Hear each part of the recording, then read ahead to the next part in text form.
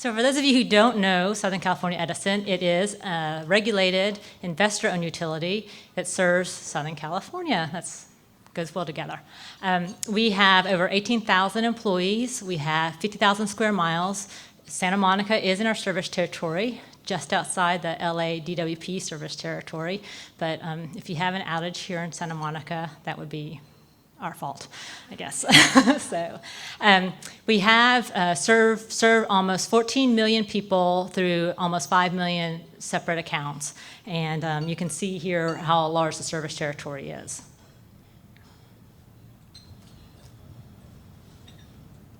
No, I'm really, okay. So just real quickly, what is distributed generation? That's what I'm going to focus on here as we talk about renewable resources in the state of California. California is a great leader. It leads the country in terms of pushing the use of renewable energy resources in the state. We are working on meeting a 33% standard by 2020, which would mean that 33% of our sales come from renewable energy resources. Distributed generation is a type of renewable resource. You can see here it covers a broad number of technologies. There is not one specific definition of DG, and so most people, when they think about distributed generation, think of it in this way, where it's, I should go back, where it's small-scale power generation, usually up to 10 megawatts. It's dispersed or decentralized. It's located, solar photovoltaic is a type of distributed generation. These internal combustion engines are another, and they encompass generally most people, when they think about localized energy resources, which is the governor's goal he announced in 2010, it is non-generation resources. So when I go back, those microturbine generators, the internal combustion engines, those wouldn't count under the governor's goal. His goal also is different in the sense that they're larger size. So they go up to 20 megawatts in the localized energy resources that the governor is talking about. And we will be a front runner, I think, in also pursuing this goal as we implement it. So I'm going to focus mostly on this slide. As we think about localized energy resources, we have several challenges in integrating it. And primarily, I'm going to focus on the operations. When we built the grid, SCE has been in business over 125 years, and it was a system that was designed to have large-scale power plants that flow to transmission lines that then get scaled down to distribution lines and go into people's homes and businesses. And so the grid flowed one way in. And with localized energy resources, now the grid can flow two ways, right? It's going onto the grid from these smaller systems all over the place. And one of our concerns as we build, as more localized energy resources come online, is around safety. When we have outages and there's lines down, the localized energy resource may still be energized. And so it's really important that our folks who go out there to restore power have a good sense of where these resources are so they can test to see if those are energized as they look to put the power back on the system when there are lines down.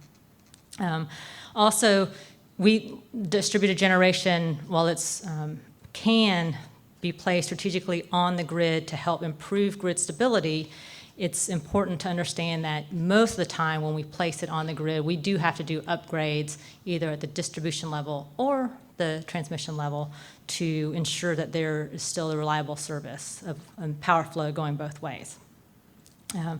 Intermittency is just another issue as we go to more distributed generation. So solar PV, as you know, it's only available when the sun shines.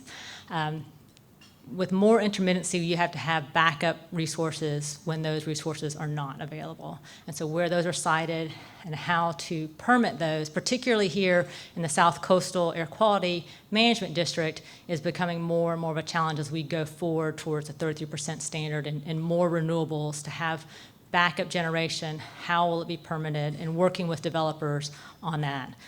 We do think that in the future, and I'm not going to spend time on it, but policy really needs to work together where the Air Quality Management District and the ARB is working with the Public Utilities Commission, the California Energy Commission, just a number of different regulators on a unified strategy for renewables, for green energy, so that all the rules can sort of tie together and work together as we implement them.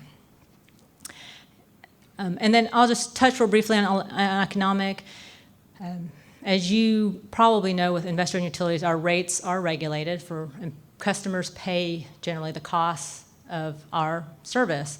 As these costs go up, those costs then are incurred by the customer. And so what we just need, again, is good policy on how those costs get distributed to the customers. Many of the people who are able to take advantage of distributed generation are people who can afford to put solar on their homes and usually own those homes. And so it's how do we make sure there's fairness for those people who can take advantage of tax breaks and incentives to install solar, for instance, and not leave costs then with people who are either renters or who don't have the resources to install distributed generation on their homes. One of the great things that we're doing is partnering with others. I really love the amount of research that we're doing in partnership with a number of other people. For instance, with DOE, we got a grant through the American Reinvestment Recovery Act, is that what it stood for? Back in 2010. And it's with the Irvine Smart Grid demonstration program. And then we also have a test with Florida State University. We have a residential load study that's going on with Cal State Long Beach. Another study on the commercial aspects of solar with the National Renewable Energy Lab up in San Francisco, or outside San Francisco. And then we're doing work with the Department of Defense with trying to site renewables on these military bases, because we serve a number of military bases here in Southern California. And they're, as you heard earlier, very interested in getting more renewables on their bases. So I'm just going to close with the fact that, as you all know, California is on the cutting edge of a lot of renewable resources, a lot of energy policy when it comes to forward thinking, much more than what we see in other states in the country. With distributed generation, again, the location and how you procure it is really important to how it affects the overall cost of distributed generation. We're collaborating with a lot of developers, with policymakers, and other stakeholders who have a lot of interest in this area. We're one of the industry leaders in advancing distributed generation technologies. We are the leading utility in the country on renewables so far, and we want to maintain that leadership space as we go forward. And then we do believe the path forward has to be sustainable and balance both the environmental goals with the economic health of the state, so we can make sure that the state does remain economically competitive and able to draw in new business as well as new residential customers.